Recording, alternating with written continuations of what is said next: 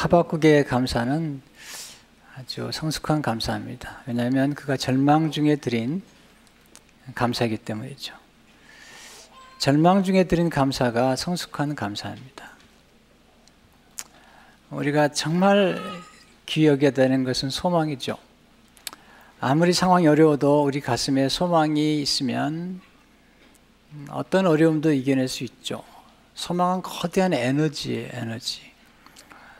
쓰러질 수밖에 없는 상황에서도 우리를 붙잡아주는 에너지가 있다면 소망이죠. 나이가 들어가면 여러 가지 변화를 몸에서 경험하고 환경에서 변화를 경험하고 또 마음에서도 경험하죠. 얼마 전에 한 장로님과 대화하는 중에 목사님 나이가 드니까 머리가 하얘질 뿐만 아니라 머리가 힘이 없네요. 머릿수가 많이 줄었어요. 네, 변하죠.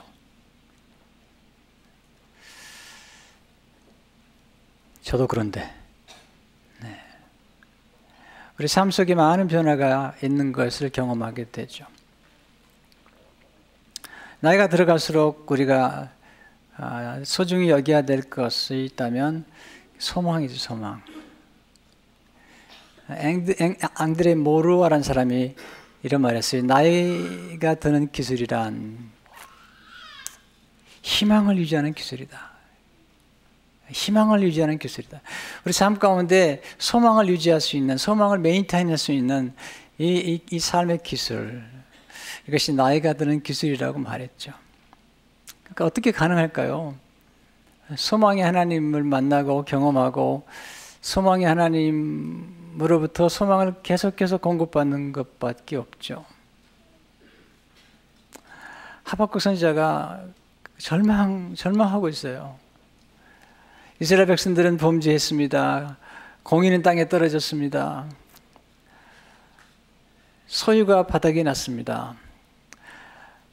빠르고 강한 바벨론 군대가 지금 엄청난 속도와 소리를 발하면서 이스라엘 민족을 공격해오고 있는 거예요. 그런 상황 가운데서 그가 어떻게 절망하지 않고 이렇게 아름다운 노래, 우리 가슴에 저미는 노래를 부를 수 있었을까요? 믿음 때문이죠. 하박국서는 구약에서 3장밖에 안 되지만 하박국기에 담겨있는 하박국의 고백은 신약성경 전체에 커다란 충격을 줬고 인류 역사와 기독교 역사에 충격을 줬던 말씀이죠. 그 말씀이 하박국 2장 4절의 말씀이에요. 보라, 그의 마음은 교만하며 그 속에서 정직하지 못하나 의인은 그의 믿음으로 말미암아 살리라. 의인은 하나님께서 의롭다고 인쳐주시는 의인은 환경을 따라 사는 것도 아니고 느낌을 따라 사는 것도 아니고 믿음으로 말미암아 살리라. 이 놀라운 말씀이 사도 바울이 복음을 증거할 때 썼던 가장 강력한 말씀이죠. 바울이 로마서 전체 복음을 얘기하면서 로마서 1장 17절에서 이렇게 얘기합니다. 복음에는 하나님과 나타나서 믿음으로 믿음을 이르게 하나니 기록된 바 오직 의인은 믿음으로 말미암아 살리람과 같으니라. 이게 핵심을 이루는 거잖아요. 우리가 구원받은 것은 율법도 아니에요. 우리의 의로운 행위도 아닙니다. 우리가 깨끗하게 살아서도 아닙니다. 우리 깨끗하게 살 수가 없는 거잖아요. 우리의 의라는 것은 헌옷 같다고 그랬잖아요. 그런데 우리가 구원받은 것은 오직 예수 그리스도를 믿음으로 예수님께 십자가에 돌아가셔 우리의 죄를 대신 담당하시고 우리가 받아야 될 형벌과 저주와 심판과 정죄를 대신 담당하시고 우리에게 없는 예수님의 의를 전가시켜 주심으로 우리를 구원하시고 그 예수님을 믿으면 우리를 구원하신다는 이 놀라운 메시지가 구원의 메시지죠.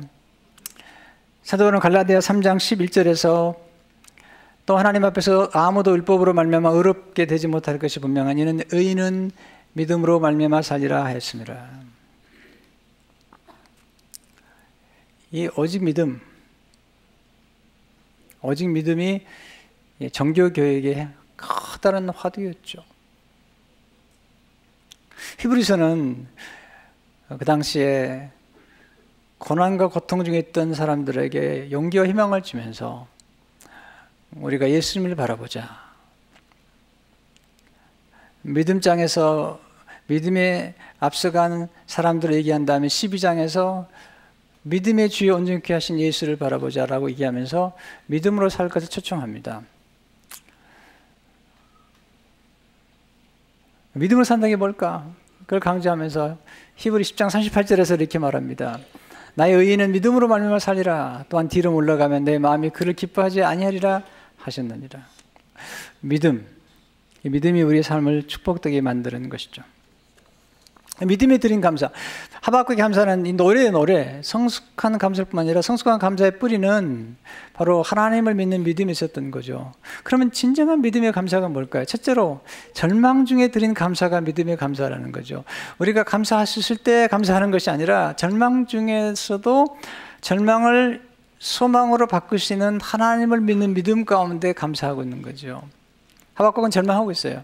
하박국이 절망할 수밖에 없는 이유가 몇 가지 있죠. 이건 우리가 경험하는 똑같은 느낌이죠. 첫째로 불의한 자가 형통할 때 절망하게 되죠. 아니 착한 자가 의로운 자가 형통하는 게 아니라 불의한 자가 형통하는 것을 볼 때 그건 절망할 수밖에 없잖아요. 하박국 1장에서 들어가서 1장 2절과 4절에서 이렇게 말씀하고 있죠. 공동번역을 보니까 이렇게 우리가 이해하기 쉽게 설명하고 있어요. 야훼여 살려달라고 울부짖는 이 소리 언제 들어주시렵니까? 호소하는 이 억울한 일 언제 풀어주시렵니까? 언일로 이렇듯이 애매한 일을 당하게 하시고 이 고생살이를 못 본 채 하십니까? 부은이 약탈과 억압뿐이요 터지려니 시비와 말다툼뿐이요 법은 땅에 떨어지고 정의는 끈대 무너졌습니다. 못된 자들이 착한 사람을 등쳐먹는 세상, 정의가 짓밟히는 세상이 되었습니다. 절망할 수밖에 없는 상황이죠. 두 번째는 하나님의 침묵이 길어질 때 절망하게 되죠. 불의한 자들에 대해서 하나님께서 심판하지 아니하고 그냥 기다리시는 거예요. 우리가 고통 중에 있을 때 그 고통스러운 환경을 빨리 바꿔주지 않으시는 것 같은 하나님의 침묵. 1장 13절에 보면 주께서는 눈이 정결하심으로 악을 참아보지 못하시며 폐역을 참아보지 못하시거나 어찌하여 거짓된 자들을 방관하시며 악인이 자기보다 의로운 사람을 삼키는데도 잠잠하시나이까. 사실 하나님이 그렇지 않으신데 그렇게 느껴지는 거죠. 하나님의 침묵, 하나님의 기다리심, 이것들이 우리를 절망하게 만들 때가 있죠. 세 번째로 계속되는 환난 때문에 절망하게 되죠. 어떨 때 우리 인생을 살다 보면은 안 되는 일이 계속 반복되는 거예요. 좀 잘 되고 풀리면 좋겠는데 뿐만 아니라 지금 어려워도 조금 지나면 잘 될 것 같은 전망이 보이면 좋겠는데 오히려 하박국의 상황은 지금도 어려울 뿐만 아니라 오히려 환난 날이 무서운 환난 날이 그를 점점 찾아오실 때에 그는 절망하고 있는 거예요. 3장 10절에 보면 내가 들었으므로 내 창자가 흔들렸고 그 목소리로 말미암아 내 입술이 떨렸도다. 무리가 우리를 치러오는 환난 날을 내가 기다림으로. 보세요. 바벨론 사람이 쳐들어오는 거예요. 엄청난 무서운 힘으로 썩이는 것이 내 뼈에 들어왔으며 내 몸은 내 처소에서 떨리는도다. 이 엄청난 환난 앞에서 그는 절망하고 있습니다. 인간이 너무 힘들면 이로의 말이 잘 들리지 않거든요. 거기서 끝날 것 같거든요. 사실 그렇지 않은데 그런 느낌이 드는 거죠. 네 번째, 경제적인 어려움으로 생존의 이익을 받을 때 절망하게 되죠. 지금 하박국의 고백 좀 보세요. 17절을 보게 되면 비록 무화과 나무가 무성하지 못하며 포도나무에 열매가 없으며 다 없어요. 감람나무에 수출이 없으며 밭에 먹을 것이 없으며 우리의 양이 없으며 외양간에 소가 없을지라도. 여러분 이스라엘 백성들이 있어서 이 세 가지 나무는 굉장히 중요한 나무예요. 무화과 나무라는 것은 이스라엘 민족의 상징이거든요. 무화과 나무가 지금 무성하지 못하는 거죠. 포도나무는 이스라엘 백성들이 너무 중요하게 여기는 거예요. 예수님도 나는 포도나무로 말씀하세요. 그 열매가 그들의 삶을 풍성하게 만들었을 뿐만 아니라 포도나무 열매로 만들어지는 포도즙과 포도주가 그들에게 기쁨을 줬는데 포도나무에 열매가 없으며 감람나무는 올리브 기름이거든요. 하나님을 상징하는 또 하나의 나무예요. 근데 거기에 소출이 없어요. 밭에 먹을 것이 없습니다. 우리 양이 없습니다. 외양간에 소가 없는 거죠. 이럴 때 느끼는 절망감. 근데 우리의 문제는 뭐냐면 사실은 우리가 옛날에 1950년, 60년대보다도 훨씬 잘 살지만 지금 우리가 가진 절망감은 상대적인 빈곤감이죠. 사실은 70억 인구 가운데 12억의 인구가 하루에 한 끼 먹는 것도 어려운데 우리는 지금 잘 살고 있는 거잖아요. 우리 한국이 얼마나 잘 사는지 몰라요. 우리가 지금 먹을 것 때문에 걱정하는 사람 없어요. 먹고 나서 걱정이지. 먹고 난 다음에 어떻게 할지 몰라 걱정이지.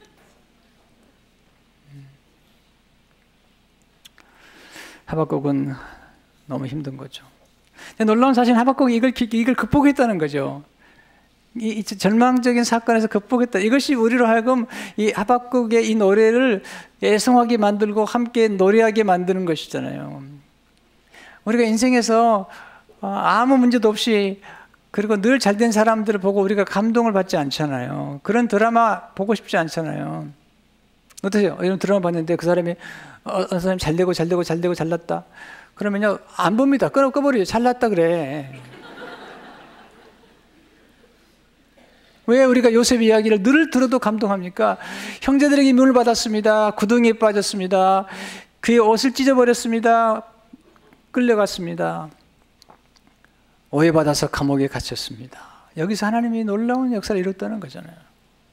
하박국이 지금 절망을 이겨내고 그가 소망의 노래를 부르고 있는 거죠. 그의 믿음의 감사는 무엇으로 말미암아 드리는 감사죠? 두 번째로 그는 하나님으로 말미암아 드리는 감사. 이 감사가 믿음의 감사잖아요. 오늘 17절 18절 다시 한번 보세요. 비록 무화과 나무가 무성하지 못하며 포도나무 열매가 없으며 감람나무에 소출이 없으며 밭에 먹을 것이 없으며 우리의 양이 없으며 외양간에 소가 없을지라도 나는 여호와로 말미암아 즐거워하며 나의 구원의 하나님으로 말미암아 기뻐하리로다. 여호와로 말미암아 하나님으로 말미암아 기뻐하겠다는 거죠. 우리가 어려움을 당할 수 있습니다. 그러나 그럴 때도 하나님을 의지하는 거죠. 다윗은 그런 경험을 했죠. 너무너무 어려운 거예요. 무리의 비방이 심각하고 그를 죽이려는 원수들이 괴롭힐 때 그러하여도 그는 하나님을 신뢰했다는 거죠. 시편 31편 13, 14절에 보면 내가 무리의 비방을 들었으므로 사방의 두려움으로 감사했나이다. 그들이 나를 치려고 함께 의논할 때에 내 생명을 빼앗기로 꾀하였나이다. 여호와여 그러하여도 나는 주께 의지하고 말하기를 But I trust in you, O Lord. 주는 내 하나님이시라 하였나이다. I say You are my God. 이게 너무 놀라운 전환점이죠. 아무리 상황이 어려워도 하나님을 신뢰하는 이 고백이 너무 귀한 고백이잖아요. 그러하여도 하박국의 눈이 열렸어요. 하나님을 보기 시작했던 거예요. 그 없는 것만 보다가 하나님이 눈을 열어주셔서 하나님을 바라보면서 노래하기 시작하죠. 그가 만난 하나님, 그가 경험한 하나님, 그가 믿는 하나님, 첫째로 그는 구원의 하나님을 인해 감사하고 있습니다. 우리가 정말 기뻐할 게 뭘까? 이 구원의 하나님이잖아요. 우리가 다 죄인인데 우리 죄 가운데 건져내신 하나님, 우리를 십자가에서 구원하신 뿐만 아니라 우리의 환경 가운데서도 때로 환난과 어려움 가운데 우리를 건져내신 하나님, 이 하나님 은혜가 얼마나 큰지 시편 50편 15절에 보면 환난 날에 나를 부르라. 내가 너를 건지리니 내가 너를 영화롭게 하리로다. 여러분 생각 가운데 구원의 하나님 얼마나 우리 마음속에 기쁨이라는 게 참 중요하거든요.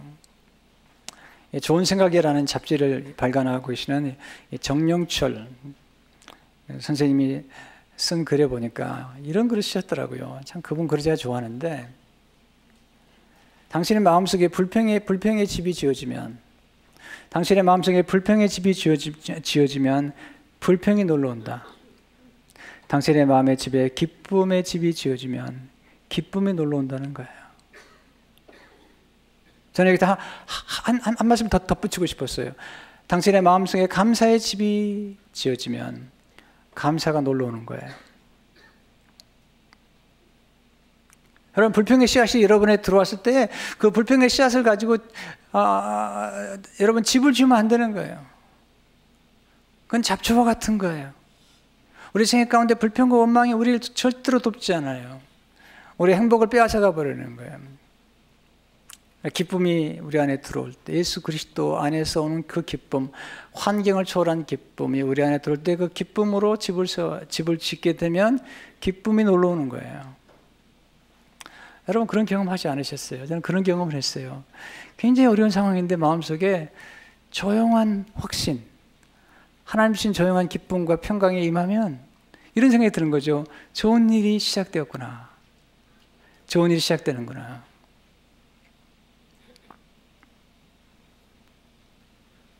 여러분 돈을 빼앗기는 것 두려워하지 마세요. 여러분의 어떤 자리나 위치를 빼앗기는 것도 두려워하지 마세요. 가장 우리가 두려워야 될 것은 염려를 빼앗기는 거예요. 염려가 아니라 기쁨을 빼앗기는 거죠. 우리 안에 진정한 기쁨이 있는데 이 기쁨이 우리 삶을 만들어가는 건데 이 기쁨이 예수 그리스도 안에 있는 기쁨, 주 안에서 기뻐라. 이 기쁨만 있으면 얼마든지 우리는 이길 수 있거든요. 두 번째, 그는 능력의 하나님을 위해 감사하고 있습니다. 19절에서 주 여호와는 나의 힘이시라. 하나님은 우리 힘이 되시고 우리에게 힘을 공급해 주시는 거예요. 하나님이 주시는 능력은 너무 놀라워요. 근데 우리가 언제 하나님의 능력을 경험할 수 있냐면 우리 육의 힘이 완전히 소진되고 탈진될 때에 하나님의 능력이 우리에게 임하는 걸 경험하게 되는 거예요. 우리가 피곤하고 낙심되었을 때 우리가 하나님을 바라볼 때 하나님이 주시는 힘, 육신의 힘이 아니에요. 세상 힘이 아니라 하나님의 힘이 우리에게 작동하는 거예요. 기다리고 있다가 우리가 연약해질 때 하나님의 힘이 등장하는 거예요. 짬맥카트 목사님께서 자족연습이라는 책을 썼는데 거기 보니까 심장 박동 조절 자체를 얘기하더라고요. 보세요. 우리가 심장이 안 좋은 분들은 갑자기 심장이 멈출 수가 있거든요. 그러면 큰일 나잖아요. 그래서 심장이 갑자기 멈출 때 그때 심장을 툭 쳐주는 심장 박동 조절 장치를 몸에 부착하게 됩니다. 그러면 이게 어떤 결과를 가져오냐면 이게 심장 박동 조절 장치가 이렇게 해놓으면 갑자기 심장이 멈췄을 때에 그때 작동하는 거예요.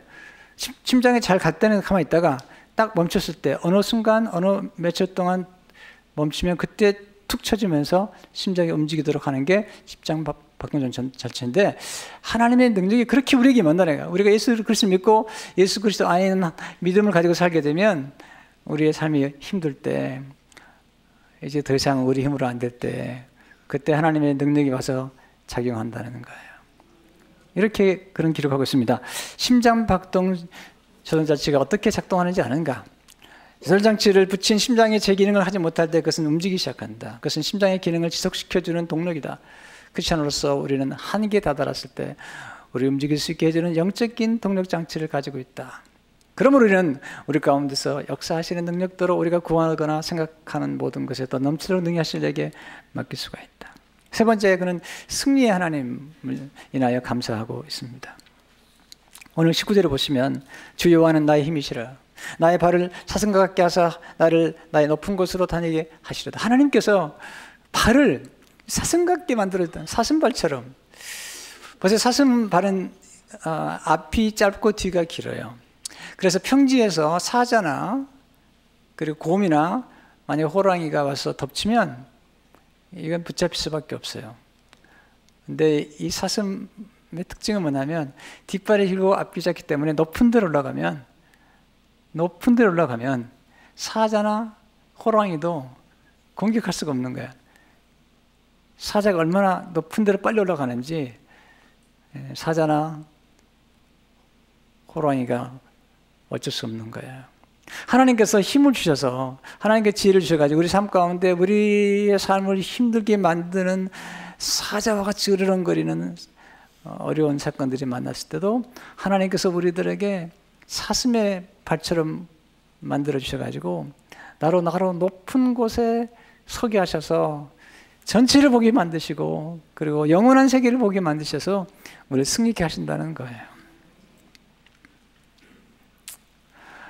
그럼 어떻게 지금 이 하박국이 이렇게 절망적인 상황에서 하나님으로 말미암아 기뻐하고 감사하고 있을까요? 세 번째로 믿음의 감사는 하나님을 바라볼 때 가능한 거예요. 믿음은 바라는 거잖아요. 하나님께서 우리에게 눈을 열어주시는 거예요.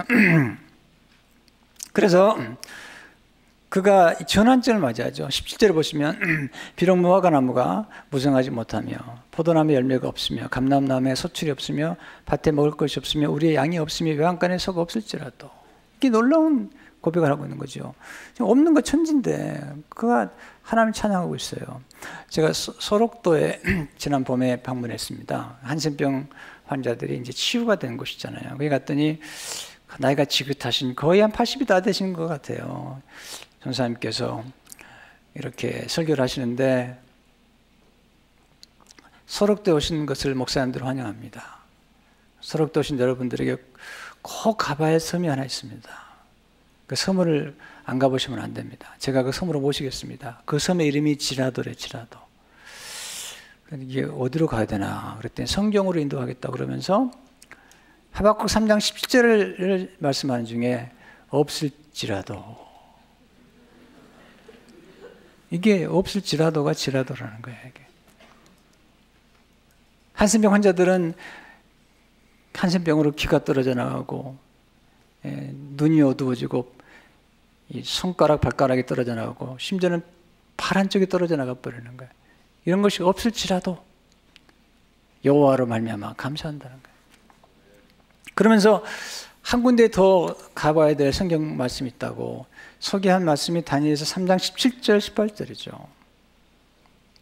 느부갓네살 왕이 금신을 만들어 놓고 거기 절하지 않은 풀무불에 집어넣겠다는 거예요. 그때 다니엘 세 친구 사드락 메삭 아벳느고가 왕에게 나가서 전능하신 하나님께서 우리를 풀무불에서 건져내실 겁니다. 능히 건져내실 겁니다. 능히 건져내실 겁니다. 왕의 손에서도 능히 건져내실, 그러나 그러하지 아니하실지라도 우리는 왕이 만든 신상 앞에 절하지 않을 것입니다. 보세요. 왕이 우리가 섬기는 하나님이 계시다면 우리 명렬히 타는 풀무불 가운데서 능히 건져내시겠고 왕의 손에서도 건져내시리이다. 그렇게 하지 아니하실지라도 왕이 우리가 왕의 신들을 섬기지도 아니하고 왕의 세우신 금신상에게 절하지도 아니할 줄을 아옵소서. 이 말씀 가운데 중요한 게 그렇게 하지 아니하실지라도 네. 이게 놀라운 신앙이죠. 눈이 열려야 됩니다. 지금 이 하박국은 믿음으로 바라보면서 놀라운 경험을 하고 있죠. 그가 경험한 하나님 어떤 하나님이죠? 첫째로 하나님만이 깊은 만족을 주심으로 감사케 하시는 거죠. 세상에 어떤 것도 깊은 만족을 주지 못해요. 얄팍하죠. 하나님만이 우리에게 깊은 만족을 주실 수 있는 분이죠. 다윗이 왕이 됐어요. 왕이 된 것으로 그런 만족을 못 누리겠다는 거예요. 진정한 만족은 하나님께 있다는 거예요. 시편 16편 2절에 보면 내가 여호와께 아뢰되 주는 나의 주시오니 주님이시오니 주밖에는 나의 복이 없다 하였나이다. 주님을 떠나서는 내게 좋은 게 없다요. I have no good thing. 내게 좋은 게 오직 하나님이 나의 가장 좋은 것이라는 거죠. 시편 23편지를 보니까 여호와는 나의 목자시니 내게 부족함이 없으리로다. 23편 5절에 보면 주께서 내 원수의 목전에서 내게 상을 베푸시고 기름을 내 머리에 바르신 내 잔이 넘치나이다. 하나님만 우리로 하여금 진정한 깊은 만족을 줄 수가 있는 거예요. 세상에 어떤 것들은 쾌락도 다 일시인 겁니다. 쾌락을 경험하고 나면 그 다음에 찾아내는 공허예요, 공허. 더 큰 결핍이에요.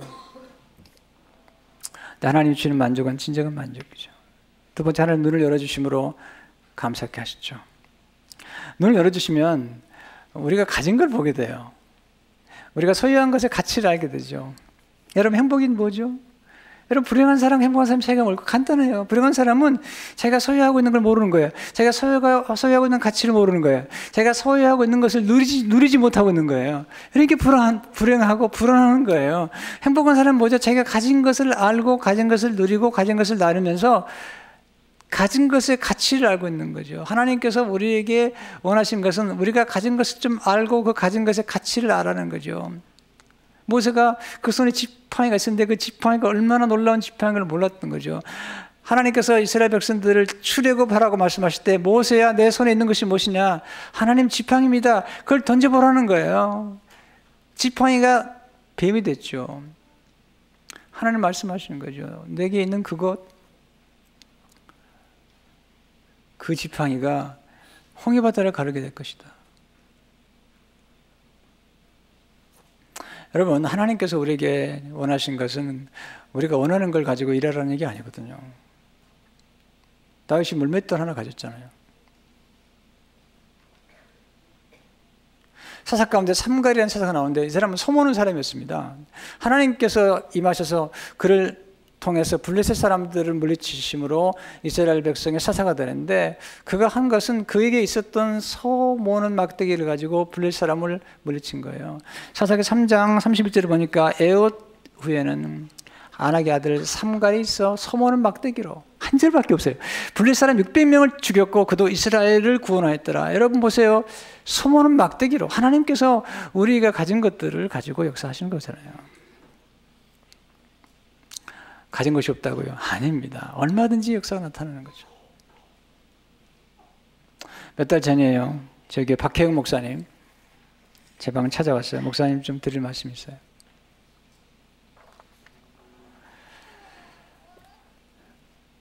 우리 동역하는 우리 허 목사님이 몸이 안 좋아서 매일 투석을 하는데, 제가 선교사를 했다 보니까 가진 건 없습니다. 내가 가지고 있는 것 하나 드리면 좋겠는데, 내게 신장이 둘 있는데 신장의 한쪽을 드리고 싶습니다.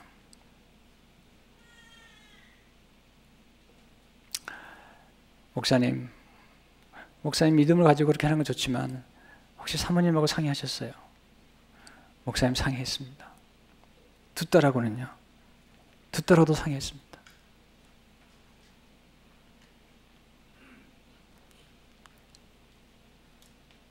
허 목사님이 그 얘기를 듣고 울면서 그러지 말라고 계속 사양했어요.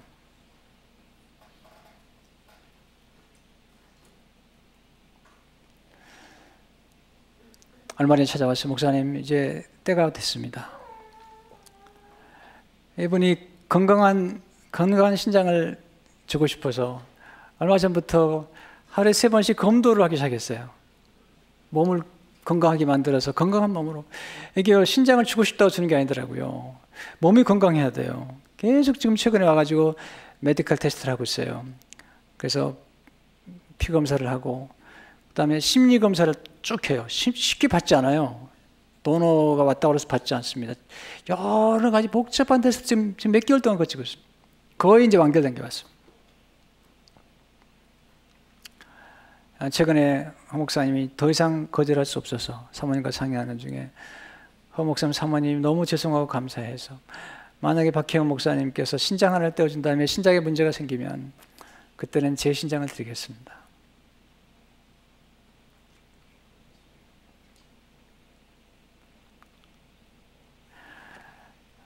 제가 얼마나 감동했는지 몰라요.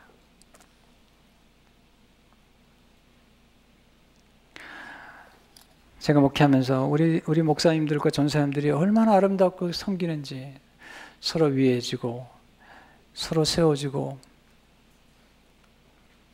이 너무 아름다운 공동체 안에서 제가 사역하고 있어요. 우리 가진 게 없다고요? 받은 게 없다고요? 아닙니다. 제가 이번에도 이 말씀을 준비하는데 또 떠오른 시가 있어요.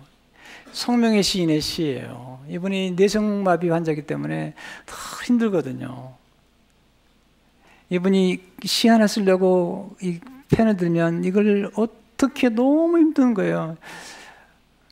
제가 그분 직접 만나 뵀어요. 근데 최근에 들은 얘기예요. 이분이 몸이 뒤틀리고 점점 몸이 안 좋아지시는데, 이분이 제일 힘들 때가 언제냐면 화장실에 갈 때랍니다. 화장실에 가서 좀 큰 일을 볼 때인데, 그때 온몸에 고통이 많은데 그 고통은 말로 표현할 수 없는 고통이래요. 근데 그 고통 중에 하나님이 주셨던 깨달음이 뭐냐면, 그때 썼던 시가 뭐냐면 나라는 집 나. 여러분 아시잖아요. 나 가진 재물 없으나, 나 남이 가진 지식 없으나, 나 남에게 있는 건강 있지 않으나, 나 남이 없는 것 있으니, 나 가진 재물 없으나, 나 남이 가진 지식 없으나, 나 남에게 있는 건강 있지 않으나, 나 남이 없는 것 있으니, 나 남이 못 본 것을 보았고, 나 남이 듣지 못한 음성을 들었고, 나 남이 받지 못한 사랑 받았고, 나 남이 모르는 것 깨달았네. 공평하신 하나님이 나 남이 가진 건 나 없지만, 공평하신 하나님이 나 남이 없는 것 갖게 하셨네. 여러분, 우리가 가진 복이 얼마나 놀라운데요. 우리가 하나님의 복을 세워봐야죠. 오늘 성경한 영혼의 디톡스라는 책에 보게 되면 어떤 분이 이렇게 썼어요. 질투란 무엇이냐? 다른 사람의 복을 세워보는 기술이라는 거예요. 감사는 무엇이죠? 내게 주신 복, 내게 아직도 남아있는 복을 세워보는 거죠. 마지막으로 하나님의 섭리를 깨달을 때 우리가 감사하게 되죠. 로마서 8장 28절에 우리가 알거니와 하나님을 사랑하는 자 곧 그의 뜻대로 부르심을 본 자들에게는 모든 것이 합력하여 선을 이루느니라. 우리가 알지 못하죠. 그러나 하나님을 전적으로 신뢰해야 됩니다. 요셉이 감옥에 들어갔습니다. 그때는 이해하지 못한 요셉은 신실하시고 선하신 하나님, 이 모든 것들을 합력하여 선을 이루신 하나님 의지했던 거예요. 사도 바울이 감옥에 들어갔습니다. 그러나 하나님께서 합력해서 이런 걸 봤던 거예요. 에레미야가 시대들 그 당시에 왕궁 감옥에 갇혔지만 하나님께서 놀라우게 그를 세우실 걸 알았던 거예요. 하나님이 선하시기 때문에 선하신 하나님을 믿고 절망을 희망으로 바꾸신 하나님, 슬픔을 기쁨으로 바꾸신 하나님, 고통을 환희로 바꾸신 하나님, 그 하나님을 신뢰할 때에 놀라운 역사를 경험하는 거죠. 여러분, 우리가 원하는 게 다 이루어져야 되는 거 아니에요. 오히려 이루어지는 것 때문에 문제가 많을 수 있습니다. 그러나 우리가 원하는 것도 이루어지지 않을 때 더 하나님의 놀라운 역사가 나타나는 것을 보게 되죠. 내가 원하지 않은 것 때문에 더 잘 될 때가 많거든요. 그게 하나님 섭리죠. 하나님 섭리를 믿으면 그런 기적을 경험하게 되죠. 여러분, 믿음으로 감사할 때 더욱 감사가 충만해집니다. 흔히 나온 이런 말 했어요. 나를 너무 황홀하게 하는 것은 우리가 감사하기로 결심할 때마다 감사해야 할 새로운 것들을 아주 쉽게 발견한다는 사실이다. 사랑이 사랑을 낳듯 감사는 감사를 낳는다. 하박국이 없는 걸 계속 나열할 때 없는 것들이 보였지만 하박국이 하나님을 보면서 구원의 하나님께 감사하고 나니까 힘을 주신 하나님이 보였고,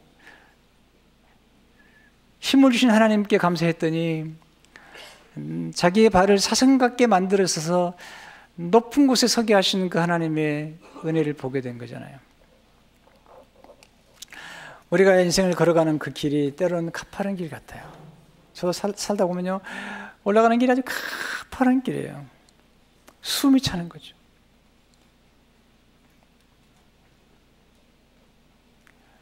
그러나 이런 가파른 길 올라갈 때만이 우리가 영적으로 성장하는 거거든요.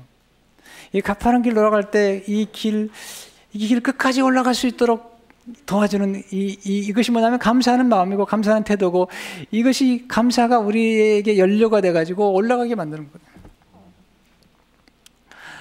이번에도 연변에 가가지고 백두산이죠. 장백산 올라갔는데 맨 꼭대기 올라가야 되는데 내가 그냥 힘이 소진됐어요. 이 고산지대 올라가니까 제 몸이 약한 채로 갑자기 탈진이 오면서 그냥 가슴이 튀면서 거의 죽을 뻔했어요. 거의 패스아웃 할 뻔했거든요. 그 고비를 넘기고 끝까지 올라가서 그 백두산을 봤거든요. 천지를 봤거든요. 근데 그 가파른 길에서 끝까지 올라가도록 도와주는 그 연료가 뭐냐? 감사라는 거예요. 게리 토마스의 말을 기억하고 여러분 마음에 새기면 좋겠어요. 감사하는 태도는 그리스도인의 삶을 힘있게 하고 오르막길로 가파르고 길이 험할지라도 영적 성장의 길로 계속 전진하게 하는 연료와 같다. 여러분 감사하세요. 감사하면 감사는 자꾸 생기는 거죠. 감사는 좋은 걸 끌어오는 겁니다. 우리 삶을 부유롭게 만드는 겁니다. 여러분 감사하는 영혼은 너무나 아름답습니다. 감사하는 사람의 얼굴 표정은 다릅니다. 감사하는 사람들의 곁에는 사람들이 따라옵니다. 불평의 집을 짓게 되면 불평이 놀러 오게 됩니다. 여러분 감사의 집을 지면 감사가 놀러 오게 되고 감사가 계속 우리 가운데 오는 것입니다. 우리는 전능하신 하나님, 소망을 하나님을 믿고 있습니다. 기억하십시오. 오직 의인은 믿음으로 사는 것입니다. 하나님이 우리를 여기까지 인도하셨습니다. 하나님이 우리의 삶을 역전시키십니다. 하나님 우리의 불행을 행복으로 바꾸신 하나님이십니다. 이 하나님이 우리와 함께 하십니다. 이 하나님을 신뢰하는 가운데 승리하는 여러분 되시기를 축원합니다.